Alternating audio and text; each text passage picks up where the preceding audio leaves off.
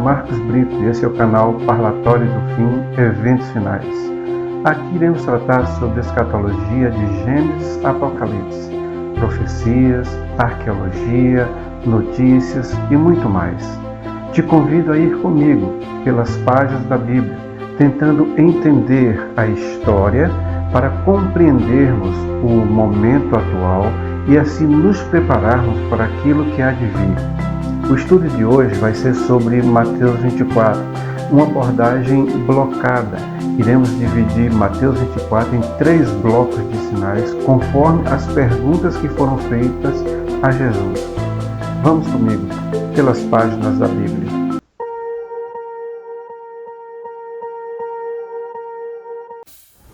De vez em quando ouvimos alguém dizer: Jesus está voltando. Essa expressão "está voltando" é um tanto quanto equivocada, porque voltando é um gerúndio que dá uma intensidade ou dá uma expressão de continuidade, como se Jesus estivesse saindo do local onde ele está, da casa de seu Pai, onde ele disse que estaria preparando um lugar para todos nós, e vindo, se deslocando até chegar aqui. Todavia, a expressão correta é Jesus virá. Jesus virá, porque a vinda de Jesus será instantânea. A partir do momento que ele sair de lá, ele chegará aqui instantaneamente. A própria palavra diz isso quando fala que será como um raio, um relâmpago que sai do Oriente e vai até o Ocidente.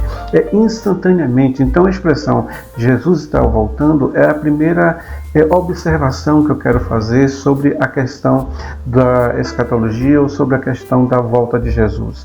Uma outra coisa é que sempre associamos ou sempre ouvimos alguém associar a guerras, rumores de guerras, terremotos, fomes, peste, como a volta de Jesus.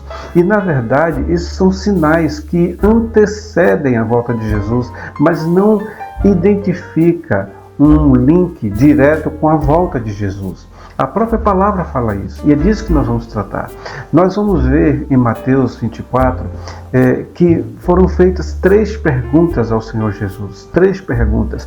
E o Senhor Jesus, a partir do momento que ele toma a palavra e faz a oratória, faz o seu discurso, nós conseguimos identificar no texto as 3 perguntas e as 3 respostas. Dessa forma a gente consegue entender no horizonte temporal de Jesus até o presente momento o que aconteceu, o que está acontecendo. Assim eu consigo aquietar meu coração quanto a tantas coisas que estão acontecendo, como por exemplo a guerra entre Rússia e Ucrânia. É importante que a gente entenda o momento que nós estamos. É importante que nós entendamos o momento escatológico que nós estamos, porque só assim nós iremos abrandar o nosso coração em função de tudo que está ao nosso redor e aí então nos prepararmos efetivamente para o grande sinal. Até porque o Senhor, ele não coloca a palavra sinais, ele coloca a palavra sinal. Então há um sinal, um único sinal que identifica a volta de Jesus.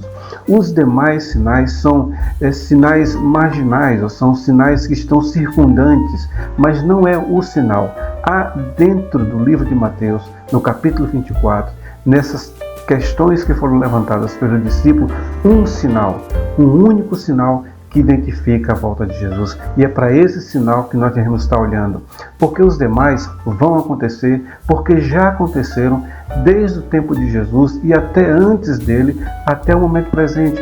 E isso nós vamos ver aqui. Vamos à leitura da Bíblia, ao Mateus 24, a partir do verso 1. Vamos lá.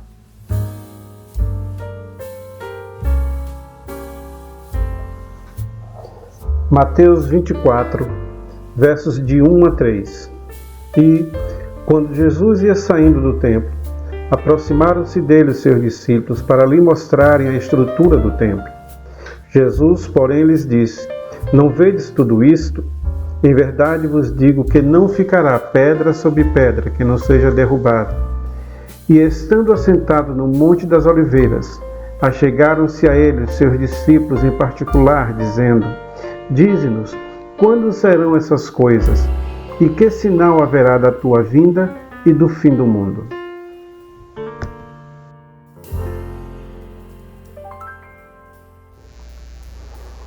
Nos textos que acabamos de ler, nós precisamos identificar três questões.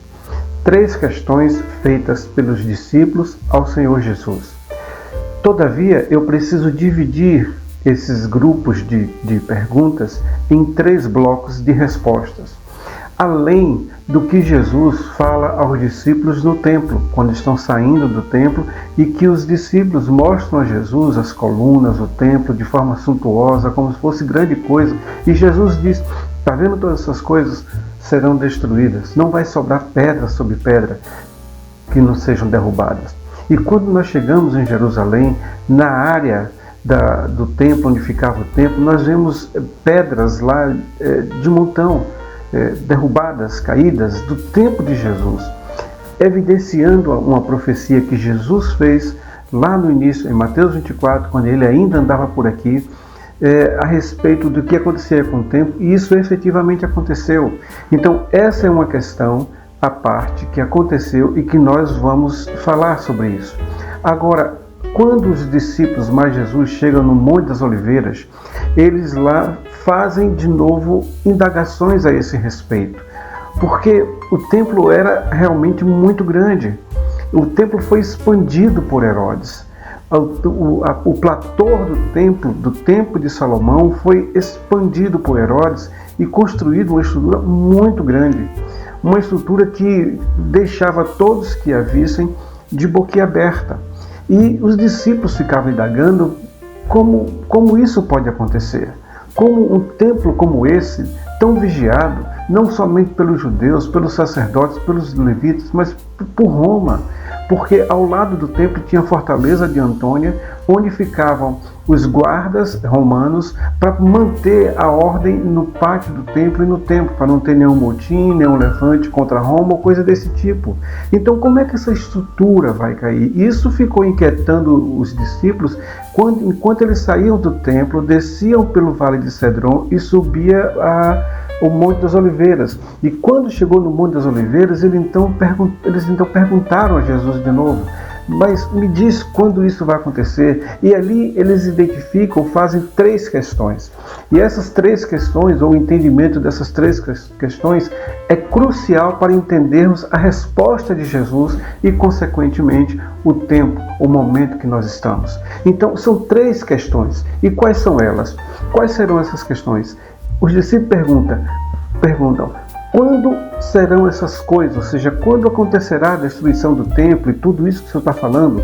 A segunda, os discípulos perguntam: que sinal haverá da tua vinda? Olha que ele não pergunta quais os sinais, ele pergunta: que sinal haverá da tua vinda? E que sinal haverá do fim do mundo? Então, eu conseguindo responder essas três perguntas, eu então consigo responder para mim mesmo em que momento da história nós estamos. Porque essas três perguntas vão ser respondidas por Jesus. E apesar de Jesus, ele colocar vários sinais, apenas um sinal, um único sinal, e é esse que eu tenho que procurar no texto. Um sinal vai identificar a sua vinda e o fim de todas as coisas. Quando eu entendo isso, eu aquieto meu coração quanto a tudo que está acontecendo ao redor, quanto a guerras, rumores de guerras, pestes, pragas, e aí eu vou entender muito bem o conceito da palavra ou da frase, da expressão Jesus virá. Jesus virá. Se eu entendo como Jesus está voltando, é algo que não procede, porque não será uma vinda gradativa. Ele virá. Então, o tempo da vinda de Jesus está associado a esse sinal, e não a todos os sinais que são colocados ali. E Jesus, por ser Jesus, quem ele é, o Filho de Deus, ele estrutura as frases ou a resposta de maneira que ele identifica exatamente, com exatidão, qual é o único sinal que identifica a sua vida. Por isso que ele diz que não tem mais. Olha, vai haver guerras, rumores de guerra, mas não tem mais. Isso não é o fim. Vamos ver de novo, com mais detalhes, esse texto. Vamos lá.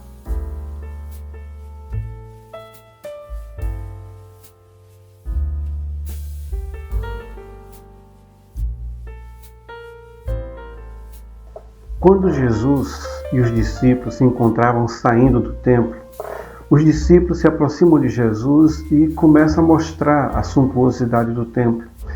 E Jesus dá ou profere uma profecia. Ele diz: está vendo tudo isso aí? Não ficará pedra sobre pedra que não seja derrubada.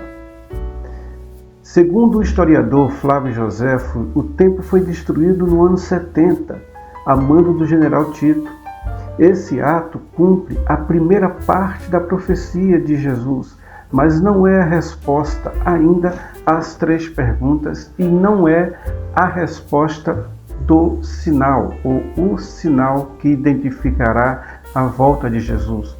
Todavia, se essa profecia de Jesus ela se cumpriu no ano 70, conforme escreve Flávio Joséfo, historiador da época, isso nos dá, pelo menos, a possibilidade de que as demais vão se cumprir. O interessante é que Jesus, quando fala dessa forma, ele como se estivesse passando a mensagem não só para os discípulos, mas para os nossos tempos. Porque os discípulos vêm do passado para o nosso presente. Nós conseguimos ver do nosso presente para o passado. Os discípulos não viram naquele momento a destruição do templo. Nós olhamos para trás e vemos a destruição do templo. O que quer dizer que aquilo que para os discípulos naquele momento era uma possibilidade profética, para nós é a execução de uma profecia, a constatação de uma profecia. Isso nos garante que as demais profecias, ou seja, os outros 3 blocos, as outras 3 perguntas, no que diz respeito ao final dos tempos, que irá acontecer nos nossos dias, pode acontecer, deve acontecer e particularmente, certamente vai acontecer, até porque a primeira já aconteceu. A profecia da destruição do templo já aconteceu.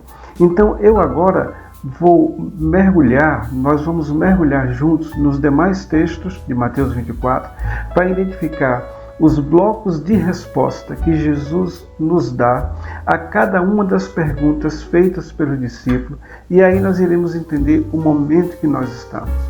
Nós vemos muitas pessoas angustiadas por tudo que está acontecendo, é normal, mas a nossa esperança não está nos eventos que estão acontecendo, mas em um evento que irá acontecer, e é esse evento, é esse sinal que nós iremos buscar.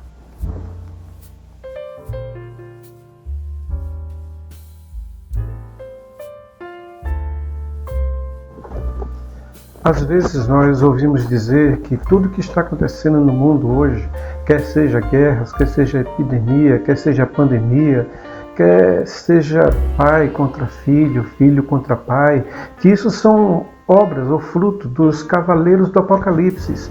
E isso não procede, porque o que nós estamos, ao momento que estamos, são os princípios das dores. O princípio das dores é o momento que nós estamos, e vamos ver isso através de algumas evidências de que estamos no princípio das dores. Vamos lá. Mateus capítulo 24, versos de 4 a 8. E Jesus, respondendo, disse-lhes: acautelai-vos, que ninguém vos engane, porque muitos virão em meu nome, dizendo eu sou Cristo, e enganarão a muitos, e ouvireis de guerras e rumores de guerras. Olhai, não vos assusteis, porque é mister que isso tudo aconteça, mas ainda não é o fim. Porquanto se levantará nação contra nação e reino contra reino, e haverá fomes e pestes e terremotos em vários lugares. Mas todas essas coisas são o princípio das dores.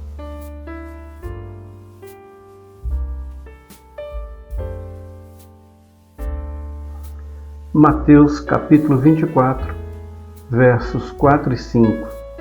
E Jesus respondendo disse-lhes: acautelai-vos, que ninguém vos engane, porque muitos virão em meu nome, dizendo eu sou o Cristo, e enganarão a muitos. Do latim Cristo, derivado do grego Christos, que significa ungido, que por sua vez deriva do hebraico Mashiach, que significa Messias, aquele que é ungido, consagrado, para uma obra ou missão específica. Só que essa designação, Cristo ou ungido, perdeu o valor de tal forma que qualquer pessoa se declara ungido para isso ou para aquilo, que eu sou ungido disso ou que eu sou ungido daquilo, que na verdade não é. Não é. Muitos estão aí enganando a tantos outros por se colocarem como ungido, como Cristo, em nome dele, não sendo dele. Então, o Senhor manda que a gente tenha cuidado, que nós nos acautelemos para que ninguém nos engane, porque o engano é possível nesses dias.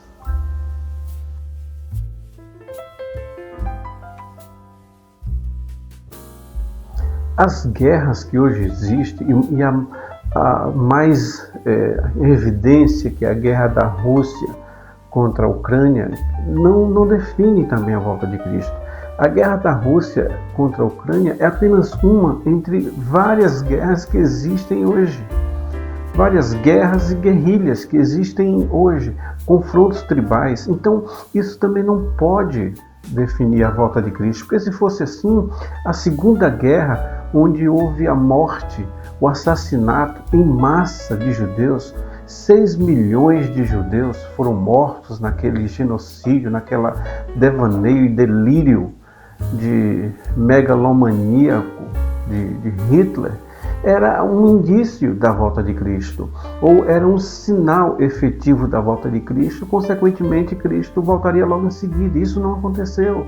E além da Segunda Guerra Mundial, houveram outras guerras no tempo seguinte. Houve guerra logo após a declaração de Israel como Estado judeu em 48, houve a Guerra dos 6 Dias, houve várias outras guerras do Irã, do Iraque, Estados Unidos com países do Oriente Médio contra a Síria. Então, as guerras elas não podem por si só evidenciar um sinal único e necessário, legítimo, para a volta de Cristo.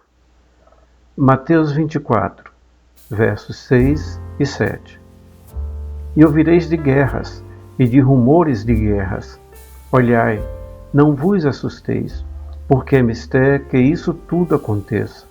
Mas ainda não é o fim, porquanto se levantará nação contra nação e reino contra reino. As guerras que hoje existem, e a mais evidência, que é a guerra da Rússia contra a Ucrânia, não define também a volta de Cristo. A guerra da Rússia contra a Ucrânia é apenas uma entre várias guerras que existem hoje. Várias guerras e guerrilhas que existem hoje, confrontos tribais. Então, isso também não pode definir a volta de Cristo, porque se fosse assim, a Segunda Guerra, onde houve a morte, o assassinato em massa de judeus, 6 milhões de judeus foram mortos naquele genocídio, naquela devaneio e delírio de megalomaníaco de Hitler, era um indício da volta de Cristo, ou era um sinal efetivo da volta de Cristo. Consequentemente, Cristo voltaria logo em seguida. Isso não aconteceu. E além da Segunda Guerra Mundial, houveram outras guerras no tempo seguinte. Houve guerra logo após a declaração de Israel como Estado judeu em 48, houve a Guerra dos 6 Dias, houve várias outras guerras do Irã, do Iraque, Estados Unidos com países do Oriente Médio contra a Síria. Então, as guerras elas não podem por si só evidenciar um sinal único e necessário, legítimo, para a volta de Cristo. Apocalipse, capítulo 16, verso 16. E os congregarão no lugar que em hebreu se chama Armagedon. Ezequiel, capítulo 38, verso 2. Filho do homem, dirige o teu rosto contra Gog, terra de Magog, príncipe e chefe de Meseque e Tubal, e profetiza contra ele. Apocalipse, capítulo 20, versos 7 e 8. E, acabando-se os 1000 anos, Satanás será solto da prisão, e sairá a enganar as nações que estão sobre os 4 cantos da terra, Gog e Magog, cujo número é como a areia do mar, para as ajuntar em batalha. Muitas pessoas que veem uma guerra aqui, uma guerra ali, já acham que se trata do Armagedon, ou que vai estourar a guerra de Gog e Magog. E a coisa não funciona desse jeito. A guerra de Gog e de Magog e a guerra do Armagedon são guerras específicas. São guerras específicas para um tempo específico. Eu, quando estive em Israel, tanto no Monte da Precipitação, quanto no Monte Tabor, quanto em outros lugares, nos vales, eu conseguia contemplar o Meguido, ou o vale onde vai ser a guerra do Armagedon, e é algo tremendo, algo grandioso, é um vale imenso no coração de Israel, e lá, sem nada, nenhuma estrutura foi colocada lá, foi construída lá, apenas uma área de plantação, de plantio, para produção de alimentação para Israel e para importação e para exportação também. Então, as guerras do Armagedon e as guerras de Gog e de Magog são guerras específicas.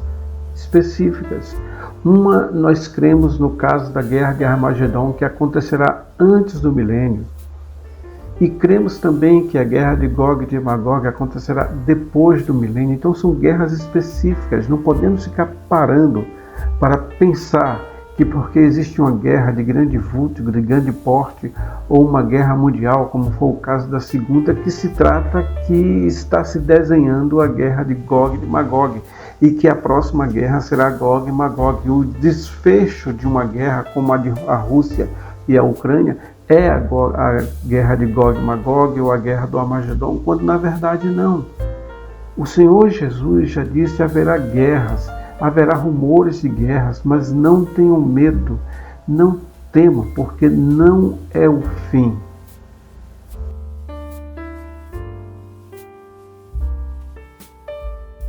Está escrito, porquanto haverá fomes em vários lugares. Então a fome no mundo não é um indicador da volta de Cristo, nem do fim de todas as coisas. No século V, fome na Europa Ocidental, associada à queda de Roma. No século VII, fome na Arábia Saudita, califado de Omar.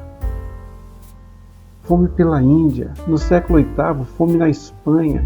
No século IX, seca severa que matou milhões na civilização maia e iniciou uma cascata de colapsos internos que destruíram sua civilização. No século X, fome no Império Bizantino. No século XI, fome na Inglaterra, na Europa. Grandes fomes pela Índia, províncias inteiras foram dizimadas. No século XIII, fome no Egito, fome no Japão, fome na Inglaterra, 20 mil morreram apenas em Londres. Fome em Portugal, fome na Alemanha e Itália. Fome no mundo e comida no lixo. E isso tem sido a realidade de muitas nações, de muitos povos, de muitas civilizações até o dia de hoje. 820 milhões de pessoas passam fome no mundo hoje. 127 milhões de toneladas de alimentos são jogados fora por ano na América Latina, o que dá aproximadamente 348 mil toneladas por dia. No Brasil, 41 mil toneladas são jogadas fora por dia, o que representa 14 milhões de toneladas ao ano. Significa 11% dos alimentos que são jogados fora na América Latina. 11% cabe ao Brasil. Isso quer dizer que a fome não é questão de falta de comida, e muito menos de gestão, é de interesse. Porquanto haverá fomes em vários lugares, a fome no mundo não é e nunca foi um indicador do fim.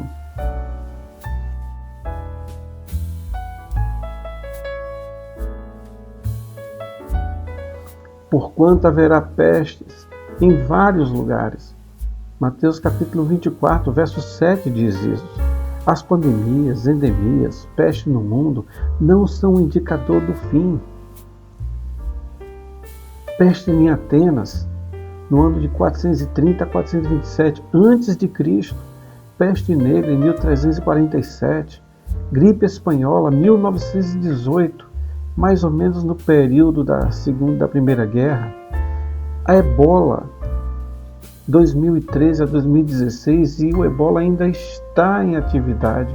Apenas esquecemos porque aprendemos a conviver com ele, assim também como a AIDS, uma pandemia em 1980 até o momento, pandemia da SARS em 2002 até 2004, que ainda existe. Estamos vivendo a variação da SARS, epidemia de varíola no Japão em 735 a 737, pandemia de cólera ao longo do século XIX, epidemia de cólera no Haiti, 2010 até a atualidade, epidemia da febre amarela em Nova Orleans, Estados Unidos, em 1853. Isso quer dizer que sempre convivemos com essas pestes, pandemias, endemias, nos relacionamos com ela. O que quer dizer também que ele não é um final, não é um sinal do fim dos tempos, nem da volta de Cristo, porque sempre aconteceram.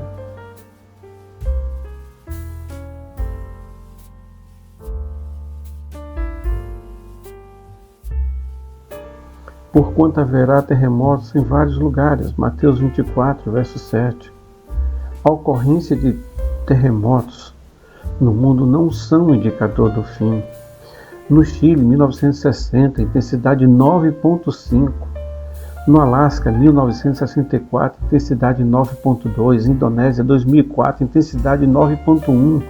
No Japão, 2011, intensidade 9.0. Na Rússia, 1952, intensidade 9.0. Na costa do Equador, 1906, intensidade 8.8. Alasca, 1965, intensidade 8.7. Em Sumatra, 2005, intensidade 8.8. No Tibete, 1950, intensidade 8.6. E no Chile, aqui nosso vizinho, intensidade de 5.9. O que quer dizer que esses terremotos de grande magnitude e até os de baixa e pequenas magnitudes acontecem a todo tempo e são registradas. Para vocês terem uma ideia, no dia 1º de março de 2022, eu pesquisei e vi no monitor de terremotos que registrou 42 terremotos no mundo em um único dia, sendo 27 leves, de 2.5 a 3.9 de intensidade, e 15 moderados, de 4.2 a 5.8 de intensidade. Uma média de 1.260 terremotos por mês, ou 15.120 terremotos por ano em média. E essas intensidades segundo a escala Richter.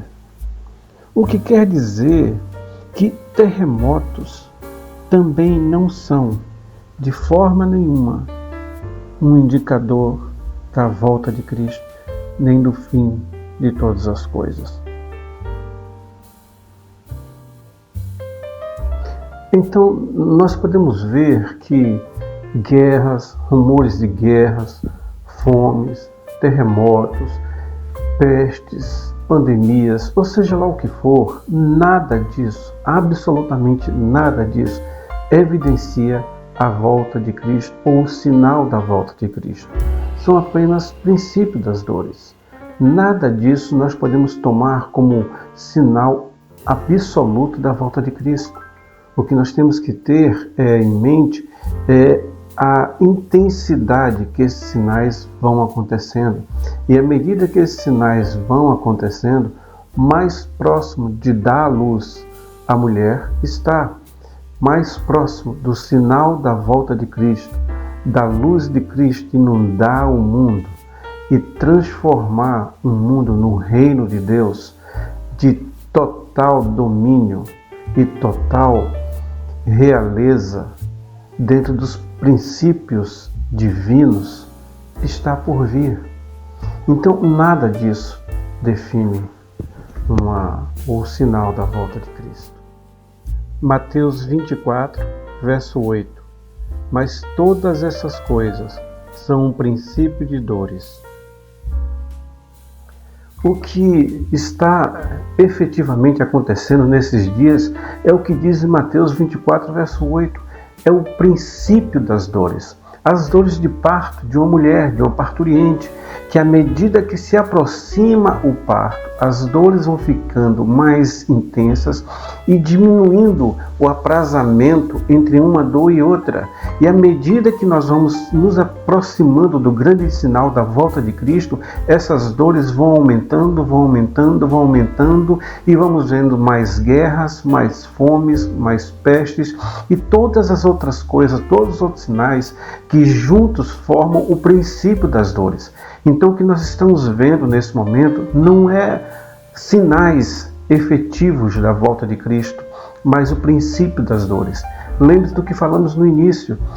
Cristo não está voltando, ele virá, será um evento rápido, instantâneo. Ele virá.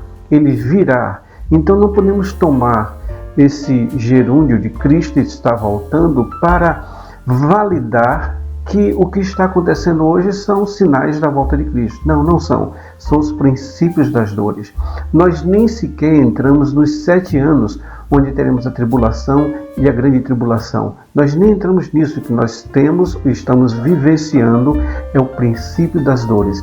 E se alguém disser que isso vai diminuir e vai melhorar, não vai, porque assim como as dores de parto, elas vão diminuindo o seu aprazamento e aumentando a sua intensidade até que a criança venha nascer, até que seja luz, que a mulher venha dar luz, até o momento em que Cristo vier para promover a luz nesse mundo, há o crescimento efetivo das dores de parto até aquele dia do grande sinal da volta de Cristo.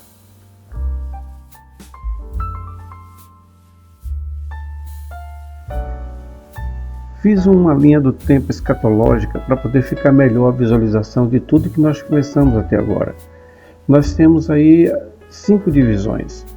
Essas 5 divisões nós temos o princípio das dores, a primeira fase da tribulação, a segunda fase da tribulação ou a grande tribulação, e cada uma dessas fases da tribulação e da grande tribulação são 3 anos e meio. Esses 7 anos são os últimos 7 anos das 70 semanas de Daniel. É a última semana de Daniel. Logo após, vemos o milênio e então a eternidade com o juízo final. O que nós tratamos hoje foi a primeira parte, princípio das dores. O princípio das dores ele começou quando Jesus foi assunto aos céus, quando Jesus foi levado aos céus.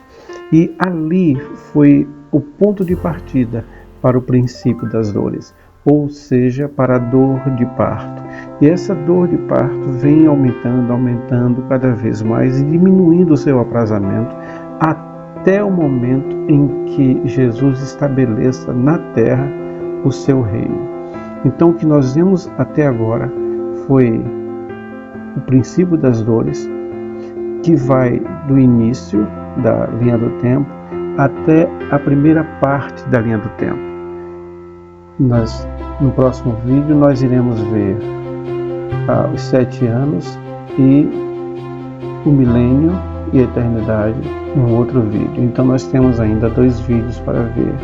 De tudo isso que nós estamos falando, para podermos compreender melhor tudo o que está acontecendo e não termos medo de tudo que está acontecendo e nem do que há por vir, porque o Senhor Jesus nos garantiu a vitória sobre todas essas coisas e Ele estaria conosco até o final dos tempos. Deus abençoe.